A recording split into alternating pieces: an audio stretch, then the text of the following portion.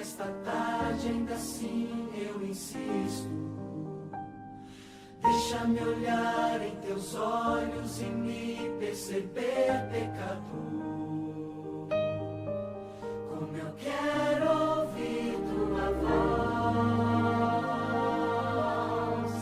vem e fala ao meu coração. Com tua graça me alcançar, libertar-me com teu perdão. Que eu seja tua casa, lugar santo onde estás. Que eu seja tua morada, um lugar pra te encontrar.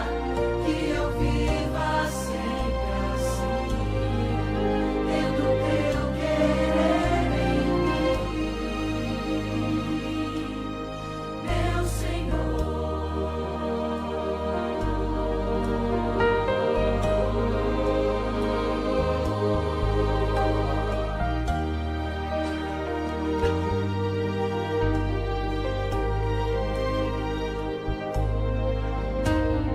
Fica aqui, meu Senhor, eu sei, já está tarde, ainda assim eu insisto.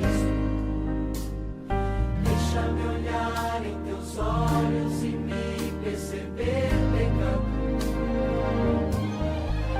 Como eu quero ouvir tua voz, vem e fala ao meu coração. Tua graça me alcançar, libertar-me com teu perdão. Que eu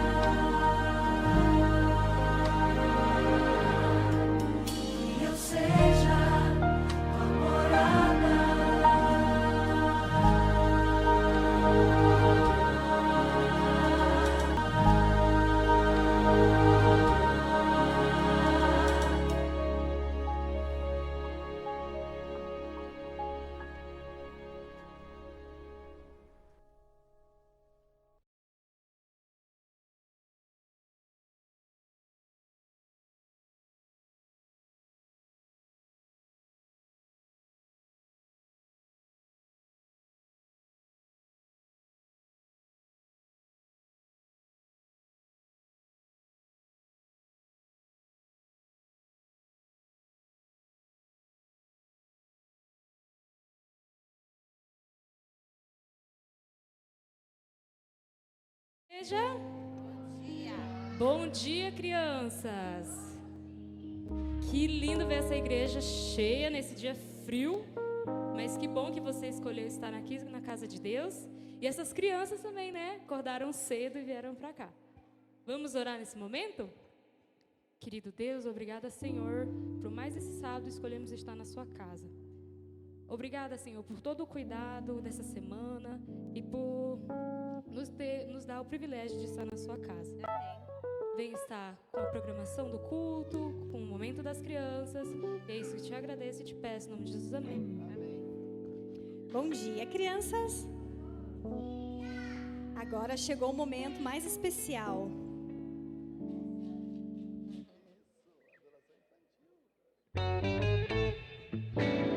Chegou a hora de adorar ao Senhor.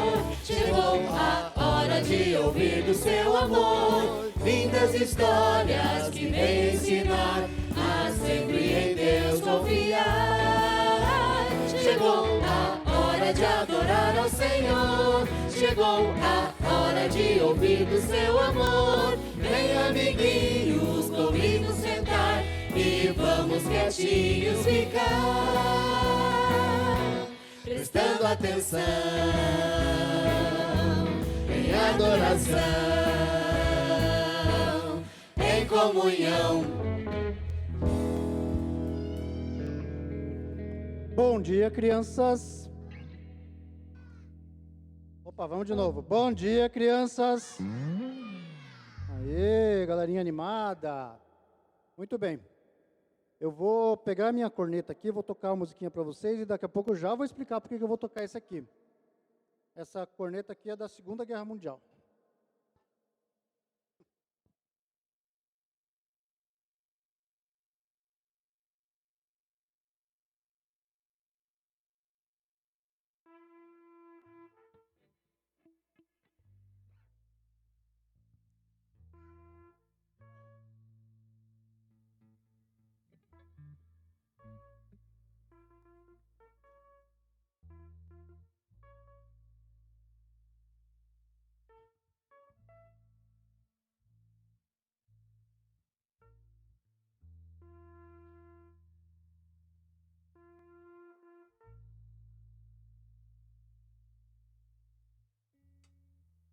Crianças, eu toquei essa musiquinha aqui, sabe que música é essa? Ela se chama Toque, Toque do Silêncio. Então, ela é usada em duas ocasiões. No acampamento, quando é para o pessoal ficar em silêncio para dormir, e ela também é utilizada em cerimônias fúnebres. Sabe o que é cerimônia fúnebre? É quando tem um enterro, quando alguém morreu, está sendo enterrado. Então, ela é tocada no momento do enterro. Eu vou ler para vocês uma historinha que está aqui na Bíblia, tá? Prestem atenção. Um dia, Jesus dirigia-se a uma cidade chamada Naim, e iam com ele os seus discípulos e uma grande multidão. Como se aproximasse da porta da cidade, eis que saía o enterro do filho único de uma viúva, e grande multidão da cidade ia com ela. Vendo-a, o Senhor se compadeceu dela e lhe disse: não chores. Chegando-se, tocou no caixão e, parando os que o conduziam, disse: jovem, eu te mando, levanta-te. Sentou-se o que estivera morto e passou a falar, e Jesus o entregou à sua mãe. Todos ficaram possuídos de temor e glorificavam a Deus, dizendo: grande profeta se levantou entre nós, e Deus visitou o seu povo. Esta notícia a respeito dele divulgou-se por toda a Judéia e por toda a circunvizinhança. Vocês viram que história bonita? O menininho tinha morrido e a mãe dele era uma viúva, ela já tinha perdido o marido e agora estava perdendo o filho. E Jesus teve compaixão daquela mulher, tocou naquele caixão e o menino ressuscitou, o menino viveu novamente. Então, a lição de hoje é para que a gente não tenha medo. das pessoas que já morreram, que a gente gostava, ou que ainda, né, que as pessoas estão doentes, que os idosos, né, alguém que perdeu algum parente, porque Jesus ele vai ressuscitar todos. E Jesus, ele venceu a morte, ele mesmo foi ressuscitado, né? Ele ressuscitou após ter sido crucificado. Vamos orar? Querido Jesus, agradecemos porque Tu nos dá a vida e Tu tens o poder sobre a vida e sobre a morte. E um dia, Senhor, todas as pessoas que já morreram vão ressuscitar. Cremos nessa promessa, Te honramos, Te louvamos e Te agradecemos. Em nome de Jesus. Amém.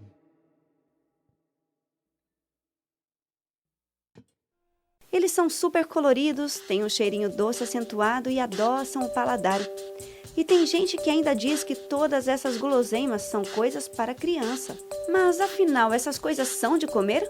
Esses alimentos industrializados, com muito açúcar, corante, não são próprios para criança, apesar de serem chamados, né, alimentos de criança. Então, criança precisa comer alimentos naturais, vindos da terra mesmo, da forma mais natural possível, né? Então, frutas, os legumes, as verduras, os grãos, as leguminosas, eles precisam comer de forma mais natural possível, com menos açúcar, né? Coisa sem corante, se possível. Jujubas, pirulitos, balas, chicletes, biscoitos, chocolates e outras coisas do gênero podem parecer atrativos, mas não fazem nada bem à saúde. A pergunta exatamente não é por que isso não é bom. A pergunta é, o que é que tem de bom nisso? Por que a criança tem que comer esses alimentos ou produtos que são destinados para o público infantil? Por que tem que ter na infância? Por que a infância não vai ser feliz se a criança não tiver esse tipo de produto que vai prejudicar a sua saúde? Não existe nada que esses produtos possam oferecer de bom para a criança. A criança vai ficar feliz. Ela vai ficar feliz com a futura diabetes, com a futura hipertensão, ela vai ficar feliz com cárie, ela não vai ficar feliz assim. E quando você vê uma criança que consome esses produtos ditos infantis e compara com uma criança que não consome, qual é a criança mais criativa? Qual é a criança mais ativa na escola? Qual é a criança que aprende tudo de primeira? Qual é a criança que brinca de verdade ao invés de ficar só entretida com coisas virtuais? Qual é a criança que obedece aos pais? E é justamente a criança que não está consumindo aquilo que é oferecido como se fosse alimento ou produto infantil, né? É interessante que a gente pare para pensar por que é que eu tenho que oferecer isso para a criança? Eu não tenho que oferecer isso para a criança. Não vai trazer benefícios para ela. As crianças acabam ganhando doces dos pais que querem vê-las felizes, nem que seja por uns minutinhos sequer. Ganham doces de parentes e amigos que querem ter em troca sua simpatia. E ganham doces até de desconhecidos que só sabem dizer que se a criança não comer aquilo, vai ficar com vontade. Mas se todos pensassem no bem-estar da criança e nos malefícios que essas guloseimas vão trazer à saúde dela, a atitude dos adultos seria bem diferente. Os corantes podem sim causar alergias, desde alergia na pele, né, placas vermelhas, inchaço nos olhos, até alergias graves, como falta de ar, problemas na pressão, que a criança fica grave mesmo e precisa ir para uma urgência médica, num pronto-socorro. Todos esses alimentos são concentrados em relação ao açúcar, tem alta densidade calórica e obesidade, colesterol alto, pressão alta. Existem muitas crianças já com hipertensão e problemas mais tarde cardíacos e cerebrovasculares.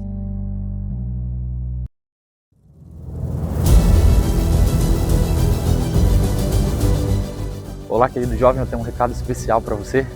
No dia 1 e 2 de agosto, nós teremos aqui o nosso acampamento com o tema Inabaláveis. Você não pode deixar de participar. Vai ser uma programação tremendamente especial. Aqui você vai fazer amigos, vai estreitar os laços de amizade que você já tem. Aqui você vai ter um relacionamento maior com Deus. Então eu te aguardo aqui. Agora eu vou mostrar um pouco da estrutura desse local para você e eu gostaria de chamar a Letícia. Letícia, você está me ouvindo aí? E é claro que a comida está garantida. Esse é o nosso refeitório e aqui serão preparadas as refeições para você nesse fim de semana especial. E aqui vai acontecer também a famosa e aguardada festa de inverno do Acamp do Vista Alegre. Fica ligado, qual que é a tua proposta para o tema desse ano? E ainda tem muita coisa para vocês conhecerem. Shhh, tá tendo culto. Daqui a alguns meses, nós vamos nos reunir aqui para momentos especiais com Deus, de comunhão, louvor e muita adoração. Porque uma fé inabalável não é construída apenas pelo que sabemos sobre Deus, mas pelas experiências que temos com Ele. Além dos momentos espirituais que vão ser maravilhosos, temos toda essa estrutura incrível. Fugiu a palavra, mas eu lembrei. Piscina aquecida, sauna, toalhinhas limpas para você secar seu rosto e outras coisas mais que nós vamos apresentar em seguida. Corta. E aqui na sala de jogos temos duas opções: ping-pong, e para aqueles mais hábeis, que no caso não é o meu, sinuca. E agora a gente vai apresentar para vocês a estrutura dos dormitórios aqui do Catre. Nós estamos aqui com um quarto que é coletivo para você dormir junto com seus amigos, para vocês conversarem a noite inteira. Todos os quartos do Catre têm aquecedor, chuveiro a gás, então não se preocupe porque você vai ficar aquecido no nosso acampamento de inverno. Chegou a hora de você viver algo incrível. O acampamento jovem inabalável está chegando.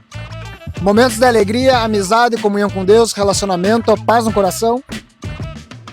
Então não perde tempo, faz já a sua inscrição e vem participar com a gente. Vem!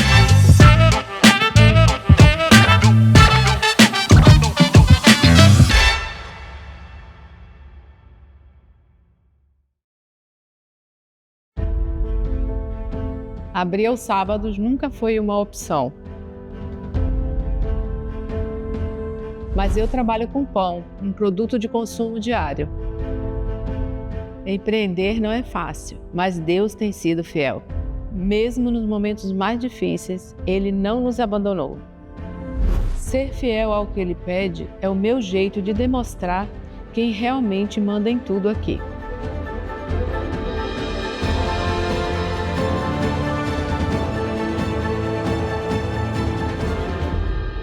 Provai e vede, histórias de fé e fidelidade. O pão de cada dia. Abrir aos sábados nunca foi uma opção. Bora fechar? Mas eu trabalho com pão, um produto de consumo diário. Obrigada, volte sempre. Quem tem padaria depende da fidelidade dos clientes. Como não abrimos aos sábados, não temos como oferecer o pão para eles e Deus é tão fiel, muito bom, que os nossos clientes começaram a comprar o pão na sexta-feira. Com isso, nós testemunhamos do amor de Deus para as pessoas, né?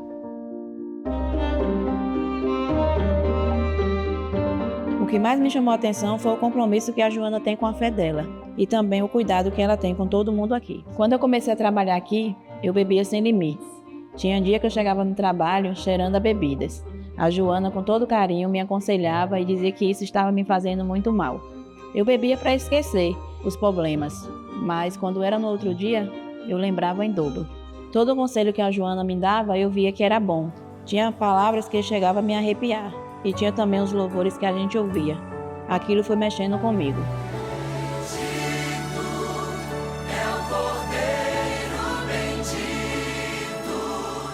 No começo, as pessoas até estranhavam ver a padaria fechada aos sábados. Mas com jeitinho, a gente foi conversando, falando que o sábado é um princípio da nossa fé. E por incrível que pareça, muitos começaram a comprar o pão de sábado na sexta-feira. Explicar às pessoas por que não abrimos aos sábados foi falar do amor de Deus e dos seus mandamentos. Para surpresa nossa, muitos aceitaram a fé adventista, estudar a Bíblia, tudo por conta de um pão que não é vendido aos sábados. A Joana me perguntou se eu queria aprender sobre a Bíblia. Ia à igreja com ela e eu aceitei.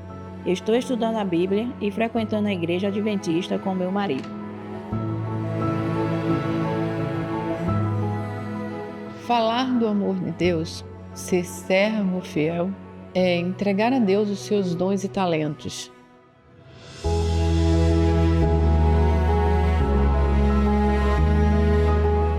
Deus me deu a oportunidade de realizar o meu sonho, de ser dono do meu próprio negócio e empreender fazendo pão de um jeito muito simples, também fazer parte do cumprimento da missão. Eu não imaginava encontrar um trabalho em que eu me sentisse bem com o trabalho e com as pessoas, mas eu achei. Agora eu tenho uma paz que eu nunca tive. E em 6 meses eu aprendi a fazer pão e conheci Jesus, o pão da vida. Empreender não é fácil, mas Deus tem sido fiel. Mesmo nos momentos mais difíceis, Ele não nos abandonou. Ser fiel ao que Ele pede é o meu jeito de demonstrar quem realmente manda em tudo aqui. Não negocie os seus princípios. Faça do seu empreendimento um lugar para falar de Jesus. Você vai se surpreender com a quantidade de gente que deseja estudar a Bíblia e necessita de uma oração. Nós adoramos a um Deus bondoso. Provai e vede. Agora chegou a hora de adorarmos juntos, através dos dízimos e ofertas.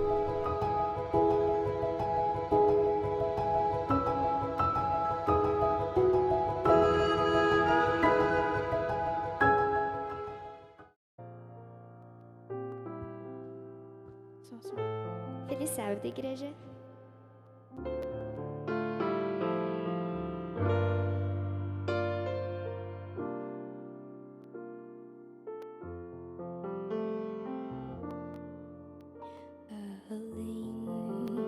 Do rio azul,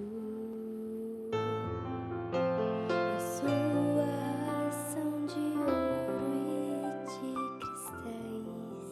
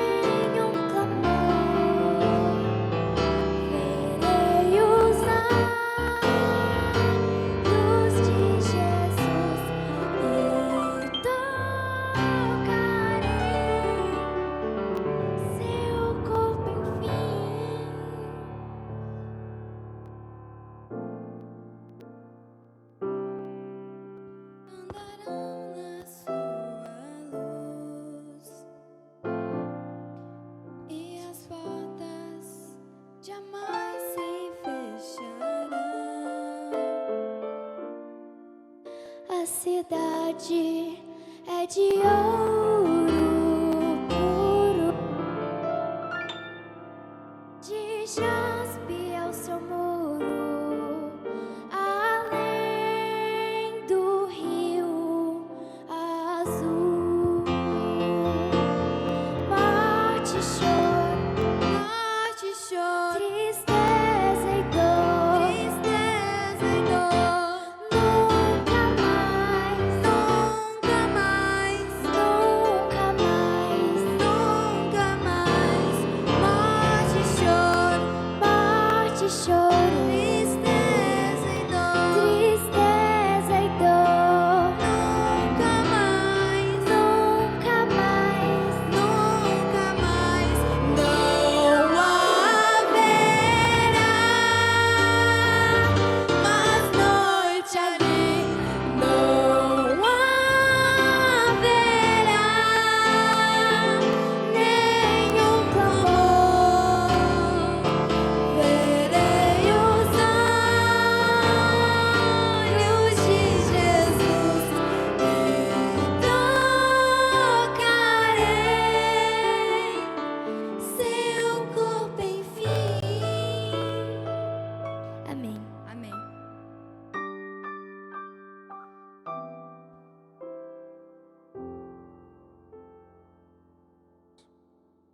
Som.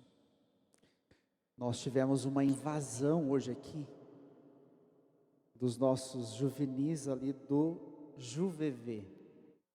Vi alguns amigos que estão nos visitando hoje. Rogério e família, sejam bem-vindos. Alan, seja bem-vindo. Muito bom ver vocês aqui conosco. Sejam todos bem-vindos. Só para mim saber, quantos amigos estão nos visitando hoje aqui? Ok. Rapidamente, acabei de conversar com duas visitas aqui. Sejam bem-vindas. Do Pará, né? Do Pará, sejam bem-vindos. Deixa eu contar. Roraima e Pará, isso? Sabia que nós temos alguns paraenses aqui? Vocês vão encontrar uns aí, tá? Por favor, os conterrâneos acolham as nossas visitas depois, tá bom? Queridos, pode pôr para mim o próximo slide, por favor? Coloca o próximo slide do sermão. Como hoje é o dia do lançamento da recolta, eu passei essa semana orando a Deus. Puxa, o que a gente podia compartilhar e o que Deus pode trazer para nós relacionado a isso, né?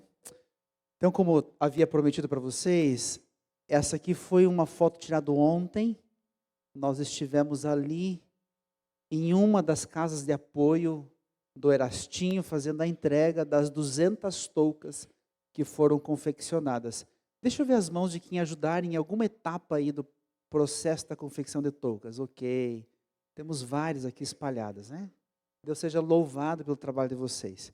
E foi muito, muito bonito, muito gostoso ali. A dona Tereza e a filha Luciana nos receberam para fazer o recebimento ali das toucas. E elas estavam contando que eles atendem 50 famílias por dia.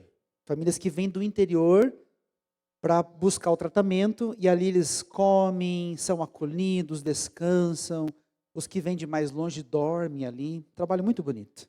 E foi muito prazeroso para nós ontem, né? A gente se sente assim uma formiguinha perto do trabalho que outras pessoas fazem. E louvamos a Deus por isso. E é uma área, é uma frente que nós como igreja precisamos, volta e meia, parar e olhar para nós e se perguntar, né, o que eu tenho feito pelos outros? A gente usa muito as ações missionárias da igreja como uma cunha da pregação do evangelho. E não está errado. A irmã White fala assim que quando a gente vai, o melhor método de pregar o evangelho é ela usa uma frase que Jesus, ele se misturava com as pessoas, andava com elas, comia com elas, sanava as suas necessidades, e aí, por último, ele falava assim, vem e segue-me. Essa era a estratégia de Cristo na pregação do evangelho. Então, não está errado. Mas a gente tem que fazer não só com essa intenção. A gente tem que fazer porque alguém fez por nós. e esse alguém foi Deus. E é tão interessante que o que Deus fez por nós, Ele fez por amor, com ou sem o seu consentimento, com ou não a sua aceitação. Porque lá em João 3,16, assim, ó, porque Deus amou o mundo de tal maneira que deu o seu Filho. Não é porque você fez algo, não é porque você mereceu, não é porque você é bonzinho. Ele simplesmente deu o seu Filho. Ele deu, Ele enviou. Sem saber se nós aceitaríamos, se nós aceitaríamos Ele através do batismo, se nós íamos querer ou não ser cristão. Ele deu, por amor. Então, nós precisamos fazer o mesmo por amor. Bom, vamos para a palavra. O título do meu sermão hoje se chama Mal Olhado. Nossa, pastor, mal olhado? Mal olhado. Deixa eu contar uma história para vocês. Bom, você já sabe aqui que eu cresci no interior, né? Eu passei boa parte da minha infância lá no interior do Mato Grosso. Eu morei até os 7 anos da minha idade em fazenda, criação de gado. Como diziam por lá, é um jacu do mato. E às vezes a gente ficava doente, e eu era pequeno, e eu perguntava para minha mãe, mãe, por que eu fico tão doente? E quem já foi católico aqui vai entender o que eu vou falar, tá? Que na época a gente era, né? Aí minha mãe, sem muitas respostas, ela olhava para mim e falou assim, é que você é um menino muito bonito. E aí você fica com mal olhado. E eu cresci achando que era verdade. Eu me achava muito bonito. Só que com os 14, 15 anos, eu fui dar uma intimada, uma cantada numa moça, ele veio um fora. E eu descobri que não era verdade. Eu não era tão bonito como ela falava. Mas deixa eu falar uma coisa para vocês. Vocês sabiam que a Bíblia, ela fala sobre o mal olhado? O mal olhado, ele é bíblico. Ele é bíblico. Eu estou vendo que vocês estão assim, né? Como assim, pastor? Ele é bíblico.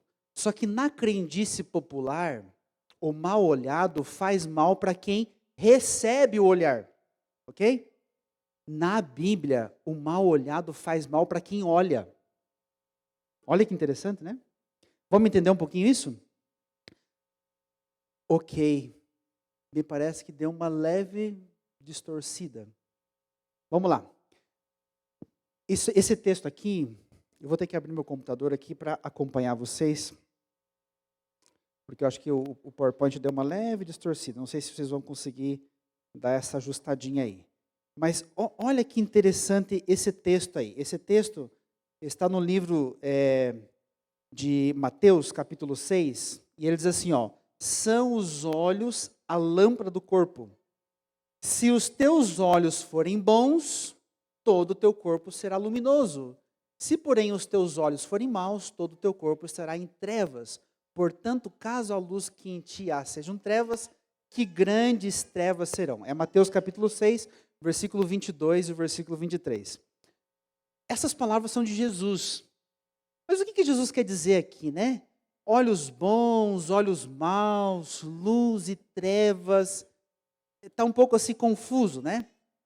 E aí, para a gente conseguir entender esse texto, nós precisamos entender o contexto, tá? Pastor, não é contexto. Nós temos contexto e cotexto. O contexto são os versículos que estão antes e depois. Então, assim, coladinho. E aqui deixa eu contar uma coisa para vocês, ó. A Bíblia deve ser estudada assim, dentro do seu contexto e do seu contexto. E tem uma frase assim, ó, quando a gente não estuda o contexto, há uma grande chance para um pretexto. Muitos pretextos e interpretações que existem hoje são porque as pessoas não estudam o seu contexto bíblico. Então, para a gente entender esse texto, a gente precisa ler os versos anteriores e os posteriores, tá? O verso anterior, os versos anteriores são 19 e 21. E o 19 e 21 diz assim, ó, não acumuleis para vós outros tesouros sobre a terra, onde a traça e a ferrugem corroem, onde os ladrões escavam e roubam, mas ajuntai para vós outros tesouros no céu, onde a traça nem a ferrugem corrói, e onde os ladrões não escavam nem roubam, porque onde está o teu tesouro, aí também está o quê? O seu coração. E os versículos que vêm depois, o 23 e o 24, diz assim, ó, ninguém pode servir a dois senhores, pois odiará um e amará o outro, ou se dedicará a um e desprezará o outro. Vocês não podem servir a Deus e ao dinheiro. Bom, está nítido aqui que Jesus está falando do dinheiro, ok? Porém, existe algo maior. Quando a gente vai estudar a palavra toda, a Bíblia, um bom exegeta aqui é aquele que estuda, e a gente tem muito isso comum dentro da nossa teologia, né, de você estudar o que mais a Bíblia fala sobre esse assunto. Então, para a gente entender o que Jesus está falando, nós temos que voltar um pouquinho na Bíblia. Deuteronômio capítulo 15, lá no versículo 9 e 10, diz assim, ó, guarda-te, não haja pensamento vil no teu coração, nem diga, está próximo o 7º ano, o ano da remissão, de sorte que os teus olhos sejam malignos para com o teu irmão pobre, e não lhes des nada, e ele clame contra ti o Senhor, e haja em ti pecado. Livremente lhe darás, e não seja maligno o teu coração, quando lhe deres. Pois por isso te abençoará o Senhor teu Deus, em toda a tua boa obra, em tudo o que empreenderes. Para você entender aqui a história, tá? Dentro do contexto de Israel, existia algo muito interessante que era chamado de ano sabático. Então, a cada 7 anos, acontecia um negócio muito interessante. Então, vamos supor aqui que o pastor Irineu está endividado. E aí eu recorro ao meu amigo aqui, o Neto. O Neto vai me salvar aqui, né? Eu chego lá para o Neto e falo assim, Neto, me empresta aí uma quantidade razoável. Estou precisando de 20 mil reais, Neto. Né? Tá fácil? Que bom que tá fácil. Por isso que eu escolhi você, porque eu sabia que você ia poder me ajudar. Então, ou seja, eu preciso de 20 mil reais. Então, o que a pessoa fazia na época? O Neto falou assim, bom, é o 6º ano, ano que vem é o 7º ano, o ano sabático. E no ano sabático aconteceu um negócio muito interessante. Todas as dívidas, elas eram perdoadas. Inclusive, era muito comum, assim, uma pessoa chegar para outra e falar assim, olha, eu não tenho nada, mas eu vou te vender a minha terra, ou eu vou me vender como escravo. E a pessoa servia como escravo. Mas o que acontecia? No ano sabático, aquela pessoa deixava de ser escravo e ela tinha que ser libertada. A terra que havia sido resgatada tinha que ser devolvida. Olha que governo justo. Já pensou se fosse assim nos nossos dias? Só que o que as pessoas pensavam assim? Vou nada. Eu vou emprestar para o pastor Irineu e ano que vem vence os 7 anos e se ele não me pagar, eu vou perder o dinheiro. Vou perder os 20 mil. Então as pessoas, elas não queriam. E aí Deus dá um puxão de orelha. Ele fala assim, olha, guarda-te que não haja pensamento vil no teu coração. Nem digas, está próximo o 7º ano, o ano da remissão. Não pense assim. Você não deve pensar dessa forma. E é muito interessante que, quando a gente vai abrindo a palavra do Senhor, a gente vai vendo que isso vai se ampliando. Eu estou achando que eu mandei o PowerPoint errado para vocês, gente. Mas já foi, né? Agora não tem o que fazer. Enfim. E aí, queridos, aconteceu um negócio muito interessante. Porque quando a gente olha para tudo isso, a gente percebe que isso aí ia permeando, esse pensamento ia permeando. Tem um outro texto bíblico, e você vai ter que ler na sua Bíblia, porque de fato eu acho que mandei o texto errado, e ele está no livro de Mateus, e é uma continuação, na verdade, né? E esse texto aqui, ele mexe muito com a gente. Aliás, era o texto anterior que nós acabamos de ler. E ele mexe muito com a gente pelo seguinte, nesse contexto aqui, qual que era o risco que acontecia? Era da pessoa ser mesquinho. Esse texto em específico fala da mesquinhez. Ó, não seja mesquinho, não seja apegado. Já os outros textos que nós lemos em Mateus capítulo 6, eles estão falando da ganância. Não seja ganancioso. Aqui fala da mesquinhez e lá fala da ganância. Não seja ganancioso, não seja mesquinho. Pelo contrário, se você der, Deus vai te abençoar de sobremaneira. No final desse versículo, ele fala assim, olha que interessante, nas últimas linhas ali, quando lhe deres, pois, por isso te abençoará o Senhor teu Deus em todas as obras e em tudo que empreenderes. Uma coisa me chamou a atenção ontem, quando nós estávamos entregando as tocas lá, irmã Penha. E foi a Penha a irmã, e a Elza junto. Eu conversei com a líder que dirige ali, a dona Terezinha, e eu falei, dona Terezinha, quem mantém essa casa de apoio aqui lá para o Erasto? Ela falou assim, pastor, nós não somos mantidos por nenhuma instituição, nem filantrópica e muito menos do governo. Nós nos mantemos. Eu falei, como que vocês conseguem? Pastor, assim como Deus enviou vocês com as tocas, Deus envia pessoas todos os meses. E a gente não sabe como que isso aqui funciona. Quando ela falou isso, eu estava escrevendo meu sermão, na hora eu lembrei desse texto. Deus, quanto mais a gente abençoa os outros, mais Deus coloca na nossa mão. Eu lembro que nós estávamos para construir uma igreja no interior, e eles tinham o sonho de plantar a igreja, construir uma igreja, mas não tínhamos nada, não tínhamos terreno, não tinha um tijolo para começar, nós tínhamos. E eles lá. E eu falei assim, mas gente, é uma questão lógica, nós não temos condições. E aí um irmãozinho falou assim, pastor, aonde está a nossa fé? Pastor, Deus vai colocar esse recurso no nosso bolso e nós vamos construir isso. E, gente, que lição foi aquela para mim, viu? Eu falei, então tá bom. E eu falei assim, esse negócio não vai dar certo. E nós demos o primeiro passo. E eu lembro que uns dias depois, uns sábados depois nós tínhamos o lançamento, um dia uma pessoa veio e era um grupinho, assim, numa casa. E uma pessoa adventista vem de São Paulo, nas férias, e ficou sabendo que nós estávamos plantando uma igreja e que nós estávamos num grupinho ali na casa. E ela tinha uma herança, e ela me ligou, falou, pastor, meu nome é fulano de tal, eu moro em São Paulo, eu cresci nesse bairro, e esse bairro nunca teve uma igreja adventista. Eu estou doando terreno para a igreja. Gente, eu me arrepiei dos pés à cabeça. Porque eu descobri que quando Deus nos abençoa, Ele nos abençoa para a gente abençoar outros. E quando nós não fazemos isso, o canal de bênção fecha. E eu cheguei para a igreja e falei assim, gente, Deus já providenciou dinheiro. E ele está nos nossos bolsos. E a igreja está lá construída. Se nós termos 1 centavo. É o que diz o texto, né? Gente, vamos fazer o seguinte. Eu preciso de 3 voluntários aqui. Rapidinho. Pode ficar tranquilo que eu não vou constranger você. Vamos fazer assim, um adolescente, um jovem e um adulto. Vem cá rapidinho, vem cá. Já temos um. Vem junto. Vem cá junto. O Manu está vindo, vem cá. Um adulto, por gentileza, vem aqui. Vem aqui, Leomar. Eu vou dar um desafio para vocês. O desafio é esse aqui, ó. Para a gente pensar um pouquinho. Vem cá, Manu. Vocês vão ali para trás agora, vocês 3 juntos. E vocês vão responder para mim essa pergunta aqui, ó. Quanto de dinheiro um adventista precisa ganhar mensalmente? Primeiro, para estabelecer a sua família. Segundo, apoiar a causa de Deus. E terceiro, ajudar os seus semelhantes. Tá? Então, assim, ó, eles têm aqui, qual que é o desafio deles?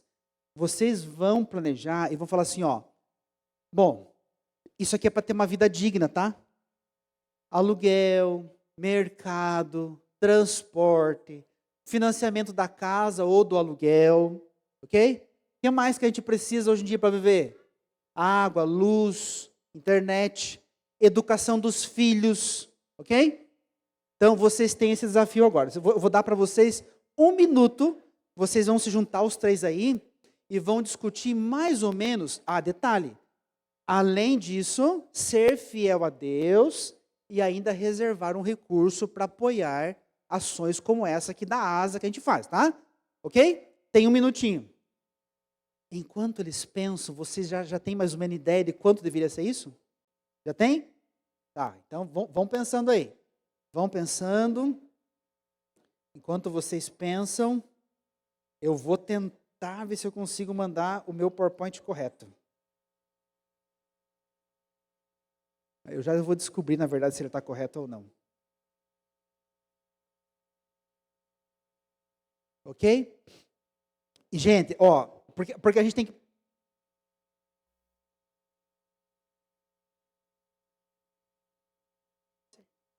Ó, porque vamos parar e pensar assim, ó, enquanto eles pensam ali. Cada lugar, ele tem uma realidade, vocês concordam?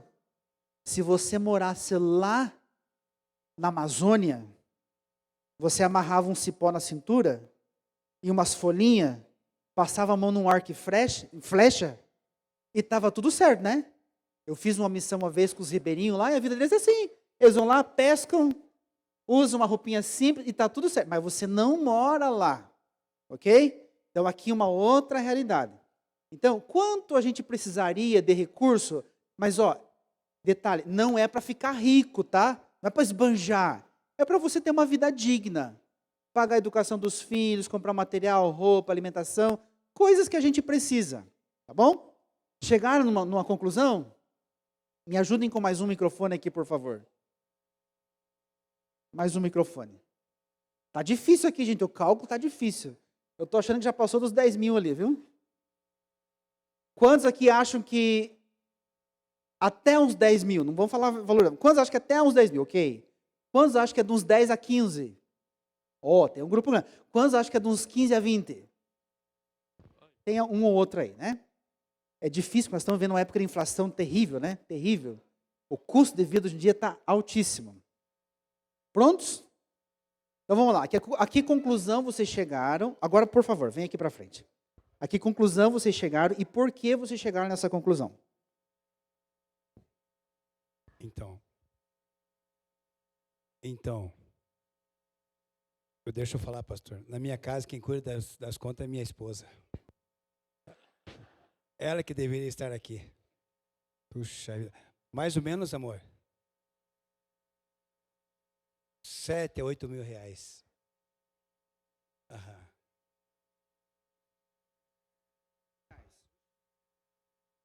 Bom, temos aluguel, né? Temos as contas que nós precisamos pagar novamente, sempre, né? O nosso Thomas, nós ajudamos bastante ele também.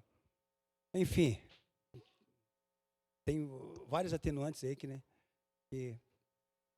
E depende de cada situação, né? Depende de cada família. Então, tem família que, por enquanto, não tem filho, tem família que tem 2, 3 filhos, daí acaba tendo mais custos ali. Então, depende de cada situação também.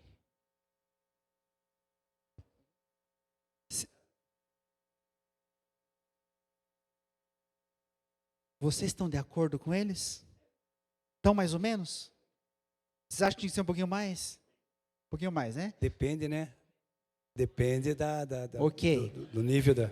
Então Depende. tá. Continuem aqui que eu vou precisar da ajuda de vocês, tá? Espere um pouquinho aí. Olha esse estudo aqui que interessante. Você sabe que os americanos gostam de estudo, né? Então, a Universidade de Princeton, em 2010, ela fez um estudo para responder justamente essa pergunta.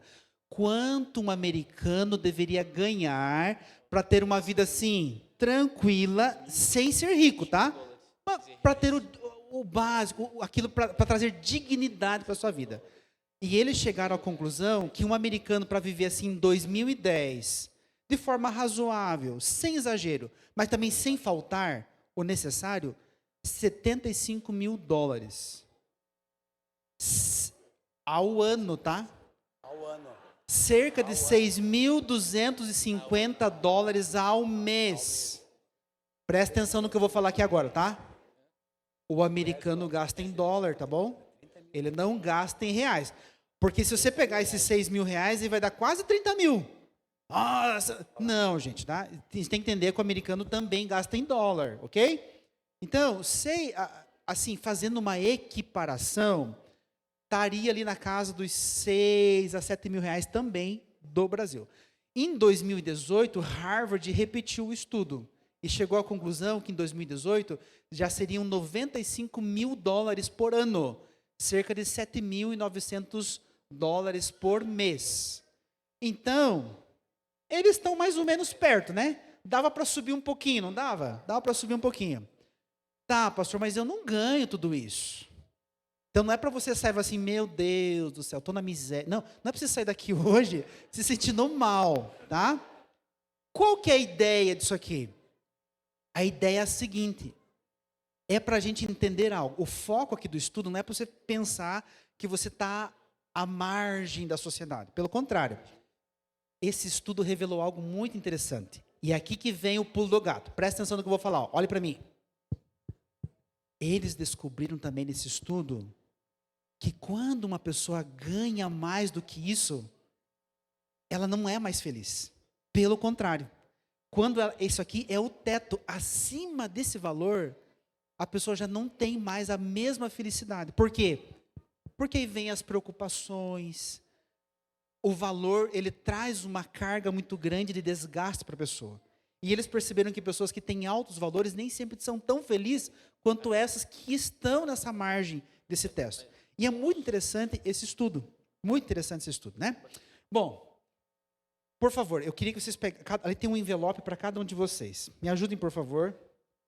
Porque dentro desse envelope tem 3 lentes da gente enxergar o mundo. Você pode olhar para o mundo e enxergar o mundo. Você vai se enquadrar em um desses óculos aqui, tá? São as lentes que a gente usa para enxergar o nosso mundo. Peguem, por favor. Eu não escolhi, foram vocês. Pode vestir esse óculos aí. Ok? Cadê? Eu derrubei um, querida. Alguém vê se, por favor, se não ficou aqui na salinha. Se não ficou aqui, eu derrubei no percurso. Mas não tem problema, eu vou exemplificar qual é a lente tua. Segura aí, tá? A tua é justamente Ok. Então, essas aqui são as 3 lentes que a gente usa para enxergar o mundo. A lente desse camarada aqui são 2 sifões. Imagine que no óculos ele aqui tem 2 sifões. Ok? Qual que é essa lente de enxergar o mundo? São pessoas que só enxergam através do dinheiro. Perdi mesmo, né? Então tá bom. Vamos ver se minha patroa encontra. Devo ter derrubado no carro. Imagine que ele está usando a lente do dinheiro. São pessoas que enxergam o mundo só através do dinheiro. É aquela pessoa que tudo para ele levar em consideração qualquer decisão passa por isso. É a escolha da faculdade dos filhos. Lá no trabalho, às vezes tem uma promoção e vai ser escolhido alguém e ele não leva em consideração as amizades, o relacionamento. Ele pisa, ele passa por cima dos outros. É aquela pessoa que é desonesta nos negócios. É aquela pessoa que tenta tirar proveito de todo mundo. É aquele camarada que volta o odômetro do carro quando vai vender. Entendeu? É esse tipo de pessoa. Que a visão dele é só através do dinheiro. Essa pessoa aqui é muito triste. Por quê? Porque essa pessoa aqui, ela é tão pobre, que a única coisa que ela tem na vida é dinheiro. É dinheiro. E, gente, é muito triste pessoas que elas vivem e elas pensam assim. Sabe por quê? Eu vou contar uma história para vocês. Eu lembro de um senhor que uma vez, ele estava prestes a ser internado num asilo. Muito bem de vida, gente. Mas muito bem de vida. A gente é só podre, ele era podre de rico. Podre de rico. E ele chorava assim, pastor, eu paguei a melhor escola para os meus filhos. Eu dei o melhor para os meus filhos. Pastor, eles fizeram faculdade no exterior. E hoje eles estão me colocando no asilo. Aí ele falou assim, isso ele falou, tá? Não foi reflexão minha. Sabe por quê, pastor? Porque a única coisa que eu ensinei eles a valorizar e colocar como prioridade na vida foi o quê? O dinheiro. Então, se a vida inteira eu coloquei na melhor escola, eu falei do dinheiro, eu me incentivei, o filho cresceu entendendo que o dinheiro era mais importante, inclusive, do que o pai. Então, eu vou abrir um parênteses aqui, por favor. Desbravador, aventureiros, lição da escola sabatina para o seu filho, não é gasto, é investimento. Aquilo que você faz demonstra o que é prioridade para você. Aquele pai ensinou que a prioridade dos filhos deveria ser o dinheiro. E a gente só vai descobrir isso quando está lá sozinho no apartamento, não tem um amigo, a esposa abandonou, os filhos não querem visitar. É nesse momento que a gente vai descobrir que esse caminho aqui é muito triste. Já Já a segunda lente, que é a do Leomar, empresta para o Leomar de novo ali, ó. Esse camarada aqui também é uma lente muito perigosa. Quem que é esse aqui? É aquele que quer ganhar o céu e a terra. É aquele que está em cima do muro. Ele quer ir para o céu, mas ele também não quer perder nada aqui. Ele quer os dois. E ó, vou abrir um parênteses. Não é pecado ser rico, tá? Não é isso que eu estou querendo dizer. Jó era muito rico. Deus abençoou ele. Mas é aquela pessoa que quando tiver que tomar uma decisão, ele vai estar sempre em cima do muro, né? Ele não vai perder oportunidades daqui. Mas ele também não vai conseguir viver a vida cristã. É muito sofrido. Eu lembro de uma história que dizia mais ou menos assim, é mais ou menos a história de um soldado que precisava ir até o fronte de batalha para resgatar um soldado que estava ferido. E ele pensou assim, bolou um plano. Eu vou costurar na frente aqui o uniforme. Eu vou costurar na frente o uniforme do inimigo e atrás eu costuro o uniforme que eu pertenço. E aí disse que ele foi. Chegou lá no meio, entre os dois exércitos, e ele resgatou a pessoa. Só que diz que quando ele virou de costas para voltar, ele levou chumbo dos dois lados. É a pessoa que quer servir a dois senhores. É o que o próprio Cristo disse em Mateus 6. Não tem como servir os dois senhores. Já essa última lente aqui, ó, é a lente correta que deveria ser a nossa lente. A lente em que você coloca as coisas de Deus em primeiro lugar. É a lente aonde você fala assim, olha, eu quero, todo mundo quer. A gente quer viver bem, a gente quer ter um carro melhor, a gente quer proporcionar para os filhos. Mas a minha prioridade é o quê? É a minha salvação. É a salvação dos meus filhos. Se lá na sexta-feira eu tiver que optar em fazer a prova na faculdade ou ser fiel a Deus, eu vou ser fiel a Deus. Entre perder o emprego e continuar sendo fiel a Deus quanto ao sábado, é ser fiel a Deus. É lá na rodinha, quando te oferecerem algo que você não deve usar, você não, eu não vou usar porque eu sou fiel a Deus. É colocar como prioridade. É você fazer a escolha, nós estamos falando da recolta hoje, né? É você falar assim, não, se é para fazer o bem ao próximo, pois bem, eu vou diminuir um pouco aqui as minhas economias, eu vou poupar um pouco menos, mas eu não vou deixar de apoiar a causa de Deus, de ajudar o necessitado, aquele que precisa. Essa é a lente mais correta da gente ver. Muito obrigado, queridos, por vocês me ajudarem. Perdão, Léo, por ter perdido o seu óculos. Mas eu agradeço pela tua disponibilidade. Então, a gente precisa ter isso em mente. A nossa vida, a gente tem várias lentes de como enxergar o mundo. E nós precisamos pensar dessa forma. Eu gosto de uma frase usada por Salomão, no livro de Provérbios, onde ele fala assim, ó, não te fatigues para seres rico, nem apliques nisso a sua inteligência. Porventura, fitarás os olhos naquilo que não é nada, pois certamente a riqueza fará para si asas como a águia que voa pelos céus. Salomão está falando aqui do contentamento. Em outras palavras, fala assim, olha, você colocou o seu sonho lá naquele carrão do ano. Quando você chega lá naquela tua conquista, aquilo que você sonhou, ele bate asas como a águia e ele pousa mais para frente. E assim vai. Você já percebeu que muitas pessoas, elas vivem assim? Quando eu tiver concluído a faculdade, eu vou ser feliz. Aí ele conclui. Não, quando eu casar. E ele vai mudando. E ele nunca consegue viver e ser feliz, porque a felicidade nunca está aonde ele está. Então, o contentamento é algo maravilhoso para a nossa vida. Salomão fala assim, olha, aprenda a ser contente com o que Deus já te deu. Sonhe, mas seja contente com o que você tem. Não deixe de ser generoso, apoiar os outros, porque senão você vai deixar de conquistar o seu sonho. Porque a gente sempre vai chegar naquele lugar e a nossa felicidade nunca vai estar lá. Agora, quando a gente aprende a ser contente com o que a gente já tem, aí a vida passa a ser outra. Sabe, queridos, nós passamos 4 anos na faculdade, foram os anos mais difíceis da nossa vida. Mas nós colocamos uma meta lá em casa. A gente vai ser feliz, mesmo sem ter. E eu lembro uma ocasião, nós estávamos na Bolívia, e a gente morava assim, algo bem simples, era um período de estudo. E a gente conheceu cada lugar lindo daquele país sem ter condições. Nós íamos, não, custa tanto esse pacote de viagem aqui.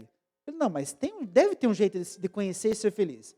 Nós montávamos os lanches nas mochilas, nós íamos de mochilão, e assim nós conhecemos o Salar do Uyuni, conhecemos o Lago Titicaca, conhecemos vários lugares, porque nós escolhemos que nós seríamos felizes, independente da situação que nós estávamos vivendo. E isso é necessário para nós hoje. A gente precisa trabalhar esse aspecto do contentamento com todos nós. Quantas pessoas elas são infelizes porque elas acham que não ganham o suficiente ou o necessário. Salomão, a Gur, dá um conselho muito sábio para nós. Diz assim, ó, 2 coisas te peço, não me negues antes que eu morra. Primeiro, afaste de mim a falsidade e a mentira. Não me des nem a pobreza e nem a riqueza. Dá-me o pão que for necessário para não suceder que, estando eu farto, te negue e diga, quem é o Senhor? Ou que empobrecido venha furtar e profane o nome de Deus. Em outras palavras, o mundo hoje em dia, ele pensa assim, eu estou aqui, mas o melhor é estar lá em cima. É assim que o mundo vê, a expectativa, a perspectiva do mundo é essa, né? Sempre em crescimento. Só que o que o salmista aqui está falando é outra coisa. Ele falou assim, ó, eu não quero estar nesse extremo aqui da pobreza, mas eu também não quero, Senhor, estar nesse outro extremo aqui. E ele coloca assim, Senhor, o ideal para mim é esse ponto aqui, ó, eu não quero precisar roubar, mas eu tenho medo de ter demais e esquecer quem eu sou, esquecer a minha identidade, esquecer para onde eu vou. Porque, queridos, vamos falar a verdade, esse extremo aqui, ó, da pobreza, ele é triste demais. Vocês não concordam? Ele é triste demais. Ó, deixa eu contar uma história para vocês. Antes de eu ser pastor, eu viajava muito a trabalho na minha área de engenharia, e eu lembro que eu estava num projeto em Bom Conselho, lá no Pernambuco, bem no meio do sertão. Estavam implantando uma fábrica lá, e nós fomos para lá, para essa fábrica. Era uma fábrica para trabalhar com leite de cabras, era um projeto do governo. E eu fui para lá. E nos dias de testes, né, nós temos a Anvisa e outros seres que regulamentam hoje toda essa parte industrial. Nós tínhamos que usar um uniforme branco quando era o dia de teste laboratorial. E não adianta, esses uniformes usou uma vez, precisa lavar. Só que tinha um detalhe, a água lá dessa cidade, ela era uma água saloba e deixava o uniforme amarelado. Aí no hotel que a gente estava, o rapaz falou assim, ó, sabe o que vocês vão ter que fazer? Vocês vão ter que ir lá, comprar água mineral e levar para uma lavanderia para que alguém lave com água mineral. Olha que ponto chegou, né? E aí eles indicaram para nós uma mulher que fazia esse serviço. Fomos nós lá e comprava água mineral de galão e levava para ela lavar os nossos uniformes brancos. E a gente foi criando uma aproximação com aquela família. Pensa uma família pobre, assim, ao extremo da pobreza. E aquilo mexeu muito comigo. E havia um menininho, ela tinha acho que uns 4 filhos, mas havia um menininho mais novo, que ele era uma graça, uma simpatia em pessoa. Ele devia ter uns 4, 5 anos. Toda vez que eu chegava lá para levar o uniforme, ele era o que vinha me receber. E ele vinha sorridente, e ele levava a sacola, uma graça de menino. E eu fui me encantando por aquele menino. Um dia eu perguntei para ele assim, falei, filho, qual que é o seu prato favorito? Eu queria proporcionar isso para ele, né? Qual que é o seu prato favorito que você mais gosta de comer? Aí ele olhou para mim e ficou pensando assim, feijão com arroz. Falei, não, um prato diferente que você gosta de comer. Aí ele, feijão com arroz. Feijão com arroz. E aquilo mexeu muito comigo, sabe, queridos? Porque feijão e arroz é o básico nosso. E eu ouvi uma história daquela família que aquilo me rasgou por dentro. Rasgou por dentro, porque a história era mais ou menos assim, né? Olha que ponto alguma situação chegava, né? Porque a criança, quando sentia que faltava algo, ela chegava para o pai, chama o painho, né? Painho, o que tem para comer hoje? Ah, filho, eu não sei, vai lá perguntar para sua mãe. Mas o pai sabia que não tinha nada. Aí ele ia lá e perguntava para a mãe, mãinha, o que tem para o almoço hoje? Ah, não sei, filho, vai lá e pergunta para o painho. mas não tinha o que oferecer, o que pôr na panela para os filhos. Aí, os mais velhos deitam e dormem, porque diz que quando dorme a fome passa. E os pequenos choram. Então, esse extremo aqui da pobreza, ele é terrível demais. A gente tem que se esforçar para sair dele. Mas o outro lado é muito escorregadio. E o outro lado a gente tem que tomar muito cuidado. Porque ele é um risco. Ele é um risco para todos nós. Então, essa oração do salmista, ela faz muito sentido para nós. Porque às vezes eu fico pensando, né? Quanta necessidade a gente tem. Tanto nas causas sociais, quanto na pregação do evangelho. No último sermão que eu preguei aqui, eu contei para vocês um pouquinho das nossas histórias dos missionários que estão espalhados pelo mundo. E eu compartilhei para vocês que nós queríamos enviar 50 missionários. E nós enviamos apenas... Aliás, nós enviamos 50, mas nós tínhamos 180 inscritos. E nós não conseguimos enviar todos porque nós não temos recurso. Mas eu sei que no nosso bolso a gente tem. Eu não estou aqui hoje para falar sobre fidelidade, eu estou falando sobre generosidade. Quantas pessoas hoje passam por necessidade? Porque muitas vezes nós não estamos dispostos a ser a extensão do braço de Deus. Às vezes, falta cesta aqui na nossa igreja. E às vezes a gente tem que pedir para algumas famílias esperarem um pouco, porque a gente precisa ainda angariar o recurso. Mas nós somos 250. Já para pensar, se a gente dedicasse no ano, um final de semana, assim, irmã Penha, eu vou contigo arrecadar alimentos para ajudar essas famílias. Ou eu não posso ir, mas toma aqui R$50 para você montar uma cesta básica. Quantas pessoas passam frio? Porque às vezes a gente fala assim, puxa, mas essa roupa aqui vai me fazer falta. Sendo que Deus às vezes coloca em nossas mãos. Lucas 12, versículo 15, eu encerro. Diz assim, então lhes recomendou, tende cuidado e guardai-vos de toda e qualquer avareza, porque a vida de um homem não consiste na abundância dos seus bens. Não é na abundância que fala assim, esse camarada aqui é bom. Quando você chegar lá no céu, você não vai ser medido pela quantidade de riqueza que você tem. A forma como nós somos avaliados, que Deus olha para nós, não está na riqueza que nós possuímos, mas está na riqueza do que Deus nos deu, dos nossos filhos, da amizade que você tem, de como você é para os outros. É nisso que consiste. Eu vou contar uma última história, e ela não é minha, eu ouvi muito tempo atrás do pastor Henry Farabiel. Quantos aqui lembram do pastor Henry Farabiel? O pastor Henry Farabiel foi pastor em Campo Grande. E ele contou essa história muito tempo atrás. Se é verdade eu não sei, mas foi ele que contou. E ele contou que quando era pastor, lá em Campo Grande, ele ouviu a seguinte história. Lá em Campo Grande havia um grande fazendeiro, o maior fazendeiro do Pantanal. Muito rico. O homem mais famoso e mais rico de Campo Grande. E ele tinha um funcionário de muita confiança que era um adventista. Se chamava o seu João. E o seu João, ele estava num culto de quarta-feira, saiu do culto de quarta-feira, foi para casa, e naquela madrugada ele teve um sonho.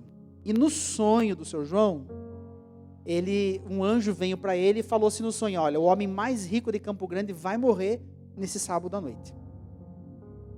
E ele gostava muito do patrão. E ele ficou muito incomodado. Então na quinta-feira ele chegou ao patrão, olha, eu estou meio sem graça, mas o senhor é uma pessoa que eu quero muito bem. E eu tive um sonho, e no sonho a pessoa mais rica de Campo Grande vinha a falecer. Aí o patrão falou assim, deixa pra lá, João, tira da cabeça isso aí. Eu tive essa semana fazendo check-up e eu estou muito bem. Meu coração tá bom, tá tudo muito bom. E ele falou, tá bom. E ele voltou para casa. Só que o fazendeiro ficou encucado com aquilo. Pegou e ligou pro médico. Você tem um espacinho na tua agenda aí para me atender? Tenho, venha. E ele foi. Ele falou, olha, você não quer refazer os meus exames? Eu estou com um sentimento meio ruim. Ele falou assim, mas amigo, olha aqui teus resultados. Você está com o coração de um cavalo, rapaz. Forte igual um touro. Para de se preocupar. Sexta-feira, de novo. Mas você tem certeza que está tudo bem comigo? Tem certeza que está tudo certo? Aí ele contou a história. Falou, olha, o meu funcionário, um homem muito religioso, teve esse sonho. E no sonho, o homem mais rico, Campo Grande, morria. Ele falou, não, homem, fique em paz. Só que quando chegou no sábado, ele disse que sentiu um aperto no coração. E o médico afirmando que estava tudo certo. Então ele falou o seguinte, ó, doutor, você não quer vir jantar comigo aqui em casa? Vem jantar comigo, mas traga tua maleta junto. E o médico disse que foi, preparou um carneiro para o médico, assou um carneiro e conversa vai, e foram entrando noite adentro, e já era muito tarde, mais de meia-noite. O médico falou assim, olha, eu preciso ir, já é tarde, agradeça seu João, fale que eu estou sempre à disposição para um belo jantar.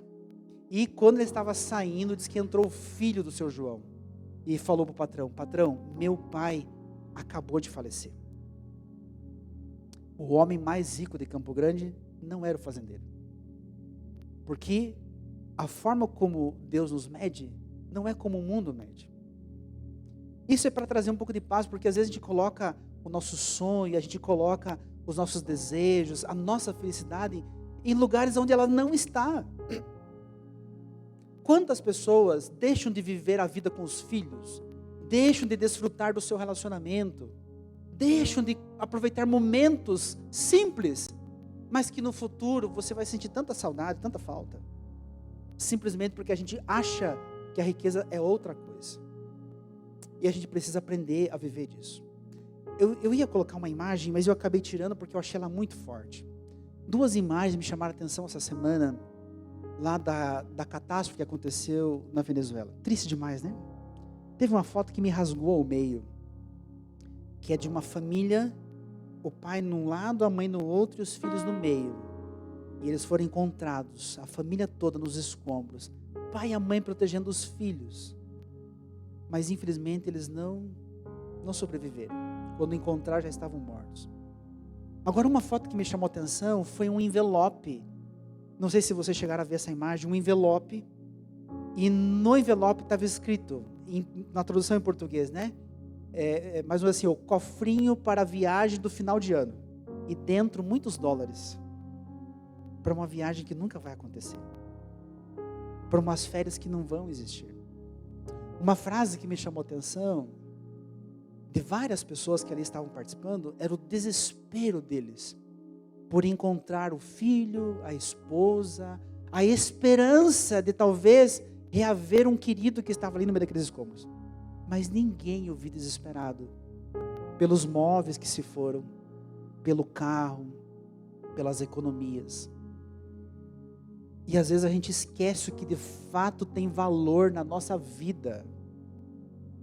Querido, saia daqui hoje, agradeça a Deus pelo que você tem, valorize o que Deus te deu, seus filhos, agradeça por esse privilégio. Aprenda a reconhecer as dádivas que Deus coloca na sua mão. Eu quero orar com vocês, mas antes eu queria que você gastasse, vamos colocar em pé nesse momento, eu queria que você gastasse 1 minutinho. E esse minutinho que nós vamos gastar agora, é para você falar com Deus. E é para você agradecer a dádiva que você tem. Eu não sei qual é ela, só você sabe. Mas agradeça a Deus. Segundo,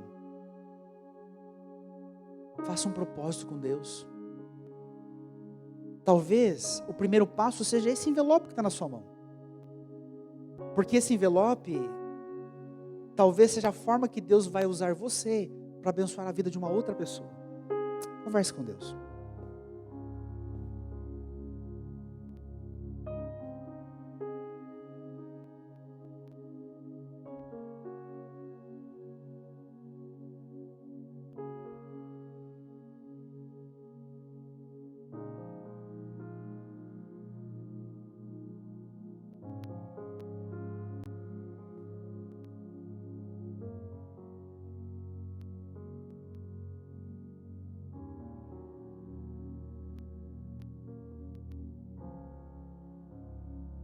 Obrigado, Senhor, porque através da sua igreja o Senhor disponibiliza a nós ferramentas para curar o nosso ego, o nosso apego ao dinheiro. Que privilégio estamos tendo nesse ano de participar da recolta, de alguma forma ser a extensão do Senhor para abençoar a vida de outros que tanto necessitam. O Senhor mesmo disse que nesse mundo, ó Pai, nós sempre teríamos os pobres.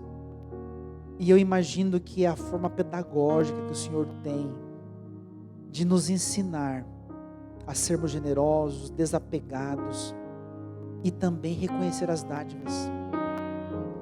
Muitas pessoas na Venezuela hoje, ó Pai, não têm um lar para voltar. E muitos de nós aqui talvez reclamamos da casa que temos. Muitos, ó Pai, não terão mais o abraço dos seus filhos porque ficaram soterrados. Enquanto a muitos de nós o Senhor deu família, deu filhos. Nos ensine a reconhecer, a amar essas dádivas que o Senhor nos deu. Pai, nós poderíamos passar horas enumerando as infinitas bênçãos que o Senhor colocou na nossa vida. Desde as pequenas até as coisas grandiosas. Nos ensine a reconhecer. Nos ensine a sermos felizes com o que temos. Por favor, ó Pai, para que a gente viva mais leve, viva mais tranquilo, na certeza que o Senhor nos conduz. Nos leve para os nossos lares, nos dê um sábado muito abençoado. É o que nós pedimos por Jesus. Amém. Que a graça de Jesus, o amor de Deus o Pai e a comunhão do Espírito habite em nós. E a graça de Jesus,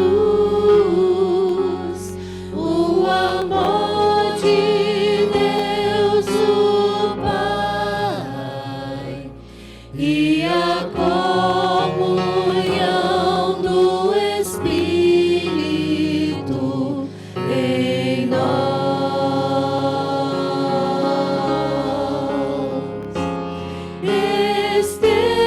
estejam pra